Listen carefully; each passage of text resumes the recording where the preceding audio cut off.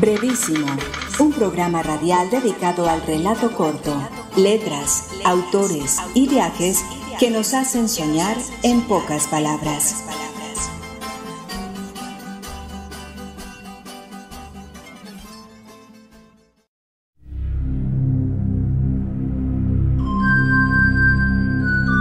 Indigna continuación de un cuento de Monterroso, de Marcelo Báez.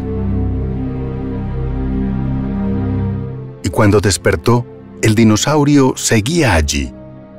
Rondaba tras la ventana, tal y como sucedía en el sueño.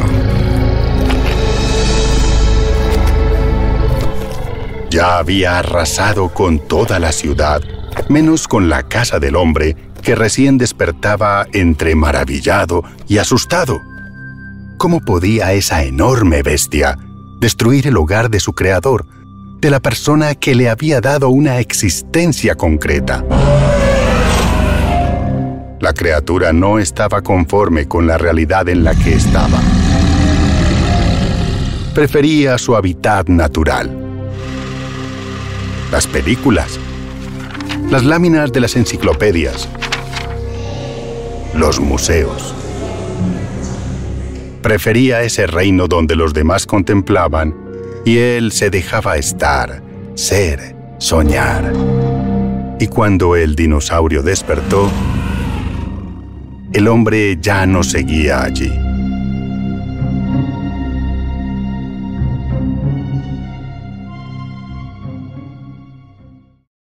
Hola, sean todos bienvenidos a una nueva emisión de Brevísimo, un programa dedicado a las formas breves de la literatura. Hoy continuaremos nuestra conversación con el crítico literario Lauro Zavala. Yo soy Mauricio Montoya y le doy la bienvenida a mis compañeros de mesa Erika Arango, Álvaro Tangarife y Andrés Correa. Escuchábamos al inicio del programa un cuento titulado Indigna continuación de un cuento de Monterroso, leído y ambientado por Edwin Solórzano. Este cuento se encuentra en un trabajo titulado Variaciones sobre el dinosaurio, un trabajo en el que se muestran diversas formas de reinterpretar esa minificción de Augusto Monterroso, texto que fue editado por el profesor Zavala. Pero antes de continuar la conversación con el profesor Zavala, quiero darle la palabra a mi compañero Andrés Correa, que nos hablará más a fondo sobre otros textos que se han escrito sobre el dinosaurio de Monterroso. Cuando despertó, el dinosaurio todavía estaba allí. Este cuento de 7 palabras del guatemalteco Augusto Monterroso, cuyo título es El dinosaurio, fue publicado en 1959 en el libro Obras Completas y otros cuentos. En 2001, Lauro Zavala publicó un libro dedicado a este microrrelato, quizá el más famoso en habla española. El libro se llama El dinosaurio anotado, de la editorial Alfaguara. Escuchemos un comentario del profesor Lauro Zavala sobre este microrrelato.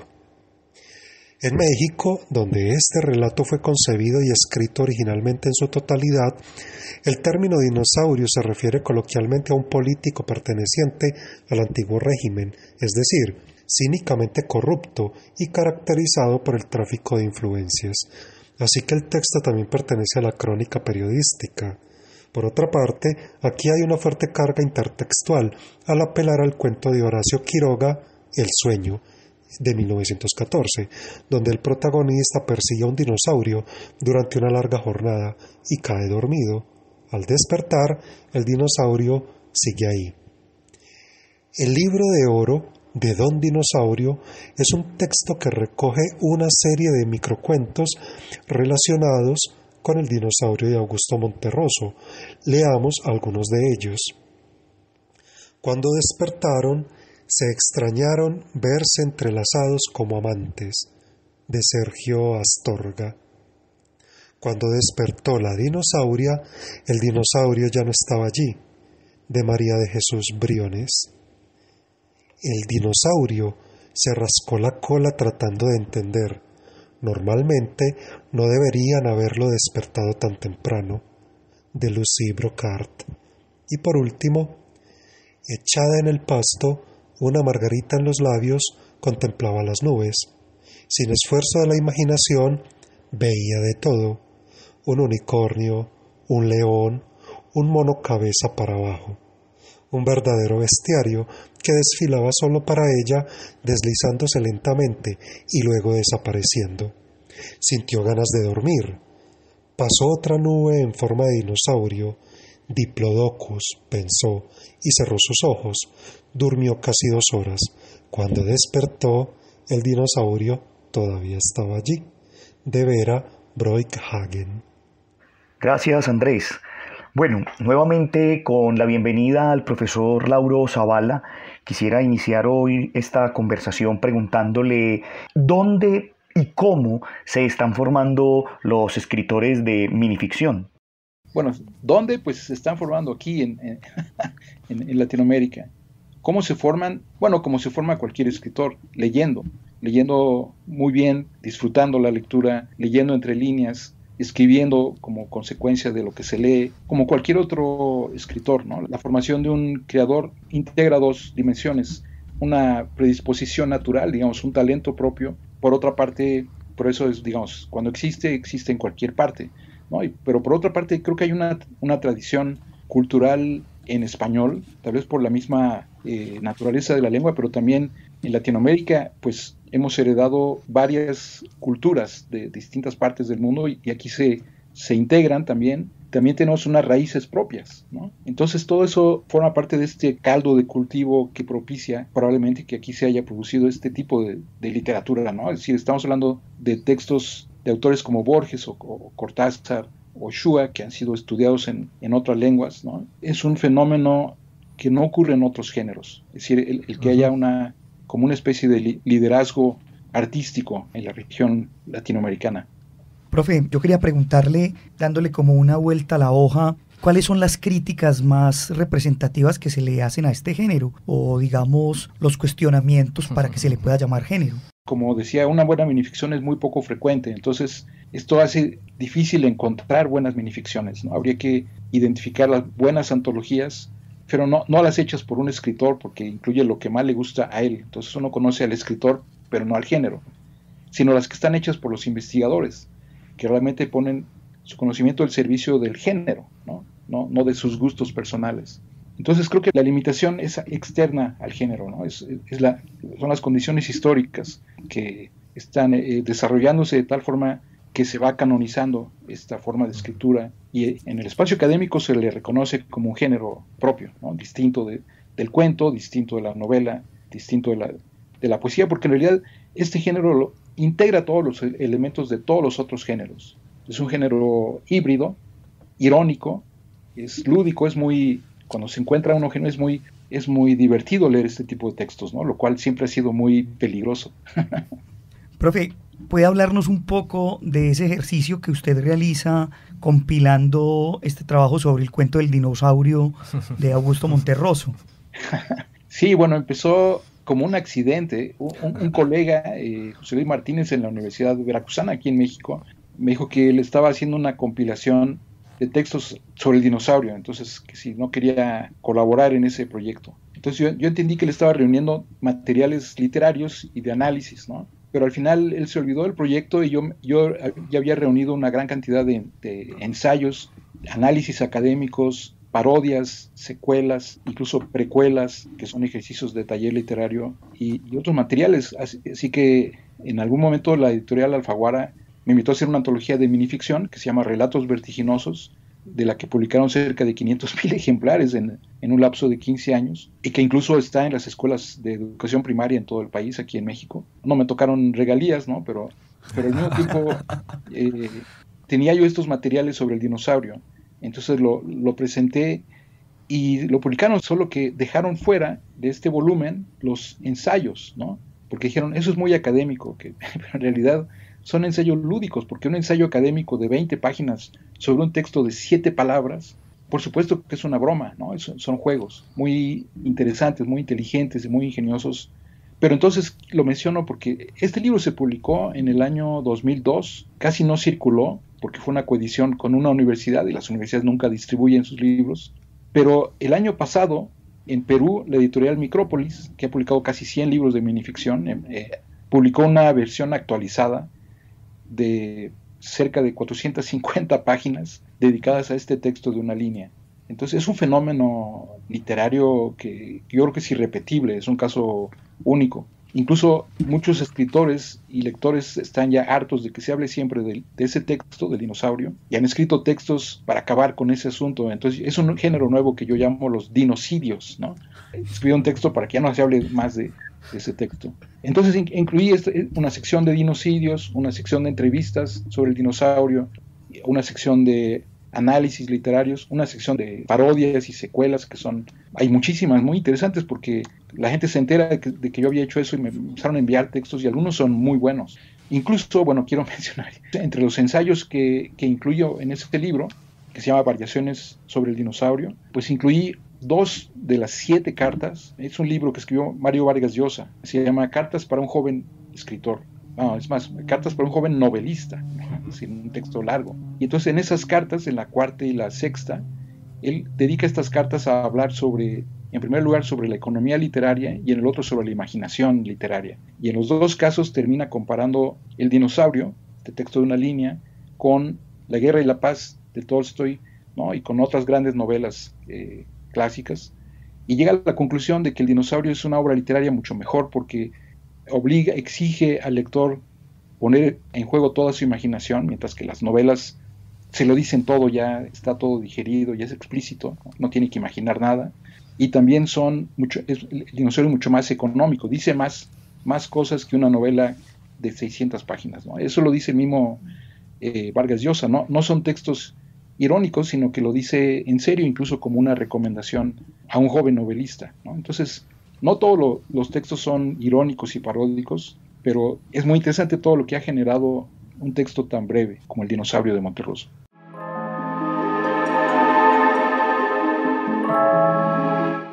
Contrariedad, de Raúl Brasca. Hace unas horas era una mariposa que revoloteaba sobre la cabeza de un chino dormido. Después me desperté y fui un dinosaurio. Soy un dinosaurio que recuerda haber soñado que era una mariposa sobrevolando a un chino o una mariposa que sueña ahora que es el dinosaurio que lo mira dormir. Chuan Tzu, soñador de este dilema, despierta y constata molesto que el dinosaurio todavía está allí. Intuye las incansables multitudes que repetirán esta pueril solución del bello enigma y lamenta amargamente su inoportuno despertar.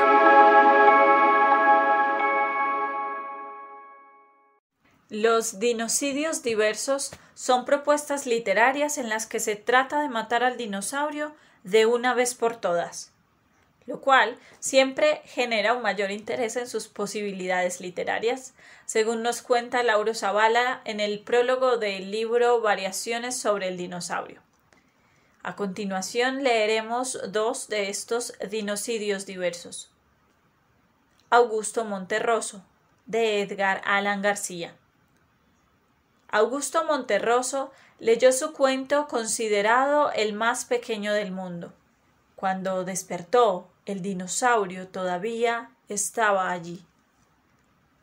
La gente del auditorio aplaudió encantada ante un objeto tan frágil y refulgente como una miniatura china. Temblando de envidia, un escritor entre el público le increpó: «Eso no es un cuento. ¿Cómo se le ocurre decir que es un cuento?» Augusto pareció dudar por un segundo, pero enseguida respondió con aplomo: «Tiene razón, señor, no es un cuento, es una novela». Bajo el estruendo de las risas, el envidioso despertó y, para su sorpresa, Augusto Monterroso todavía estaba allí. Los dinosaurios, el dinosaurio, de Raúl Brasca. Cada soñador, o habría que decir durmiente, tiene su dinosaurio, aunque lo común es que no lo encuentre al despertar. Soñadores impacientes despiertan siempre antes de que sus dinosaurios lleguen, y dinosaurios impacientes siempre se van antes de que sus soñadores despierten. Lo admirable del cuento de Monterroso consiste en presentar el único caso en que el tiempo del soñador coincidió con la paciencia de su dinosaurio y la impaciencia de un considerable número de lectores. Aquí veíamos cómo el destino de un trazo breve puede ser sumamente extenso, prestándose como punto de partida o de llegada para un sinnúmero de nuevas historias. Existirán interpretaciones tantas como lectores, y para el caso de variaciones del dinosaurio, tantas como escritores o críticos literarios existan. Algunos han intentado dar muchas vidas y roles al dinosaurio, pero en este caso se trata de quitársela, de no permitirle más a él ser el protagonista. Usted está escuchando Brevísimo, un programa para gente de pocas palabras. Profe, ¿qué recomendados desde su experiencia y su conocimiento puede darnos usted a nosotros y a los oyentes de este programa sobre el género? Sobre todo, pues como diría uno, para que una persona se enamore de este género, ¿cuáles serían sus recomendados? Bueno, leer las antologías de los mejores textos y leer algunos de los escritores más disfrutables, ¿no? de la minificción. Por ejemplo, Ana María Shua es muy sorprendente porque cada texto son libros de 5 o 6 libros de cientos de minificciones, pero cada una crea un universo literario propio, diferente del anterior y del otro. Entonces, este tipo de escritores son, digamos, un libro de 100 páginas de estos escritores, puede uno tardar varios meses en irlo digiriendo y terminar de disfrutarlo, ¿no? Entonces son, decía, escritores como Cortázar, ¿no? En las historias de Cronopios y de Famas, un libro del año 62, algunos de los textos más breves de Jorge Luis Borges, ¿no? Los textos de Eduardo Galeano, que son muy conocidos, muy populares, ¿no? Algunos de las antologías que se hacen en cada país. Por ejemplo, en Colombia se creó la colección de la Universidad Pedagógica Nacional hace unos años por Henry González. Hay una antología ahí de 50 textos de minificción colombiana y luego hay otro volumen de 50 textos de minificción de México, de Venezuela, de Panamá y otros más, ¿no? Entonces, creo que estas antologías, realmente una antología académica está hecha con mucho cuidado para seleccionar textos que son muy buenos, muy representativos de la diversidad de registros, ¿no? Creo que el trabajo de los investigadores que hacen antologías es una de las estrategias. Y el próximo año, en 2020, será el 11º Congreso Internacional de Minificción en Lima, en Perú. Entonces también existen los volúmenes con las memorias de los congresos internacionales o también los nacionales. Y estos estudios también son resultado del entusiasmo que despierta este género. Entonces creo que hay varias formas de acercarse. También están los concursos que se realizan en casi todos los países de Latinoamérica. Hay programas de radio dedicados a la minificción, hay blogs, ¿no? Hay una revista en línea que se llama la Internacional Microcuentista. Profe, ¿qué posibilidad hay de que nos lea algunos de los relatos que a usted tal vez más le gusten o que tal vez sean suyos también, ¿cierto? Que para poderlos tener aquí en el registro sonoro. Sí, bueno, a ver, en realidad como yo soy investigador, el tipo de ficción que escribo es teórica. Ocurrió la semana pasada que me invitaron a dar una conferencia sobre teoría del cuento en la ciudad de Mérida. Cuando terminó esta conferencia, el productor de radio me dijo que había ido localizando en lo que dije algunos aforismos de teoría literaria, ¿no? Entonces los fue anotando y luego me dijo que los va a convertir en una serie de aforismos. Pero claro, estos son aforismos, digamos, teóricos. Entonces voy a leer unos pocos, ¿no? Por ejemplo, este que dice: todo problema metodológico cabe en un modelo metateórico sabiéndolo acomodar, ¿no? O no hay que dar un paso metodológico sin tener un guarache epistemológico. Bueno, el guarache es como un zapato, ¿no? El cómo es más importante que el qué, lo cual significa que la forma es el contenido, es decir, que la forma es ideología. El texto es un objeto antidisciplinario. Si algo no funciona con todos los textos, no es teoría. O, por ejemplo, la mejor forma de aprender algo es dar una clase. Bueno, la teoría narrativa, en el fondo es una descripción del acto sexual. O a toda disciplina le llega su doctorado. Está buenísimo eso. Lo que más me interesa cuando leo sobre una película es que me cuenten el final. Los seres humanos encontramos sentido a la experiencia a través de la narración. Son sobre cine, pero bueno, y luego hice 2 o 3. En la estación de radio llamaron a esto las perlas teóricas. Pero entonces yo dije, bueno, pero también habría algo así como unas perlas polémicas. Por ejemplo esta, ¿es posible ser investigador a pesar de vivir en México? O en Colombia, o en Latinoamérica, ¿no? Al escribir un libro, es necesario decidir si se quiere tener lectores o hacer una carrera académica, ¿no? Pues si uno publica un libro en una editorial popular, no tiene valor académico y viceversa, ¿no? Si uno publica en una editorial académica, universitaria, no va a tener lectores porque nunca se distribuyen. O, por ejemplo, por último, Pedro Páramo no es una novela, sino una serie de minificciones. O Juan José Arriola no es un escritor, son 20 escritores bajo un mismo nombre. Un último, porque yo hice una compilación de 4 tomos con más de 1000 páginas, con 120 textos de cuentistas que escriben sobre sus cuentos. Los cuentistas consideran que esto es teoría del cuento, pero lo que yo digo es esto: lo que escriben los cuentistas acerca del cuento es puro cuento. Usted está escuchando Brevísimo. Lo bueno, si breve, 2 veces bueno.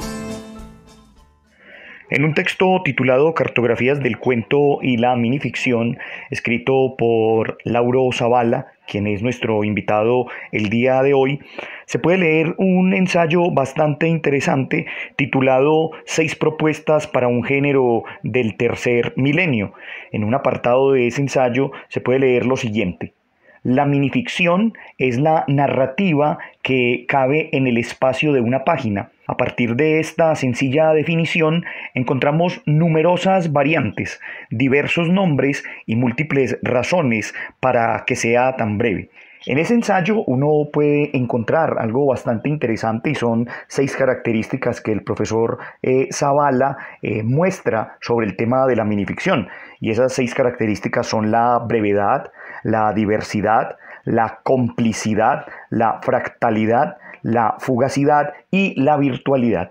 Los invito a que se acerquen a este texto, además porque brinda una gran variedad de herramientas para comprender este género y a la vez nos acerca a los asuntos de la minificción, la ficción y el cuento. A continuación le daré la palabra a mi compañero Andrés Correa, quien nos hará un detallado recuento y análisis de los trabajos realizados en el libro Variaciones sobre el dinosaurio, del que también hemos hablado hoy, y sobre todo un apartado que es bastante interesante en ese texto, que es el apartado sobre los ensayos escritos por grandes figuras de la literatura que hacen referencia a el texto de El dinosaurio de Augusto Monterroso.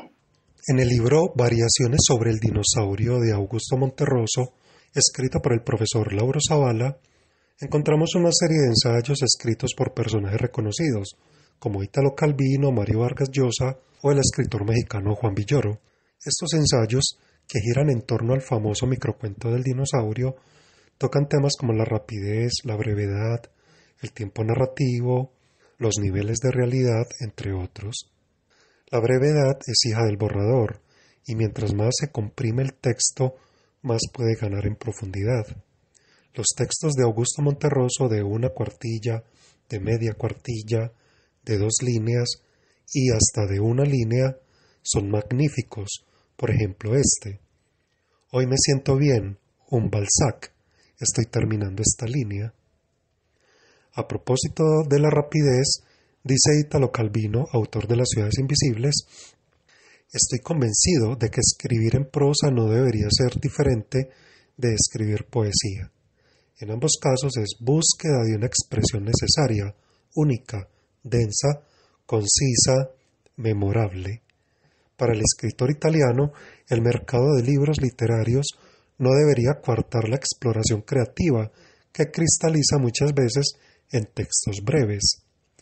Ya hemos dicho en este programa que el mercado editorial muestra una preferencia por textos largos, como las novelas, que por los más breves.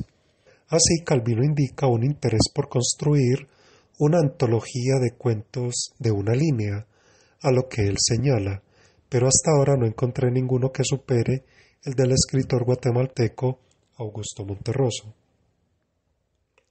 Para Juan Villoro, el microcuento del dinosaurio cumple el máximo efecto en el menor espacio.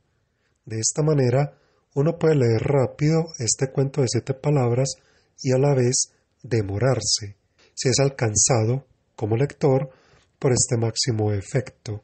Efecto que hace que uno se demore y que pueda decir que va por la mitad o que apenas lo está empezando. Para Mario Vargas Llosa, el dinosaurio es un perfecto relato, con un poder de persuasión imparable, por su concisión, efectismo, color, capacidad sugestiva y limpia factura. El mismo Monterroso dijo que no le interesaban los textos breves, sino concentrados, decir mucho con el menor número de palabras. Frente a la brevedad, sin embargo, cabe la advertencia de Borges, es decir, la de no caer en la charlatanería de la brevedad.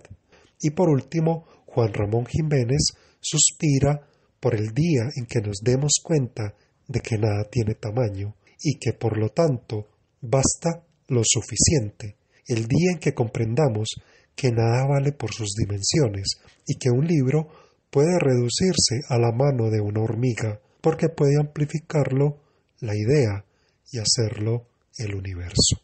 Con esto entonces terminamos nuestro programa del día de hoy. Agradezco a quienes me acompañaron en la mesa. Un agradecimiento especial a Edwin Solórzano, quien desde el estudio de voces Alas, Volamos tu imaginación, nos aportó un par de cuentos ambientados. Pueden escuchar los trabajos de Edwin en el podcast Al Aire, Crónicas, Cuentos y Relatos.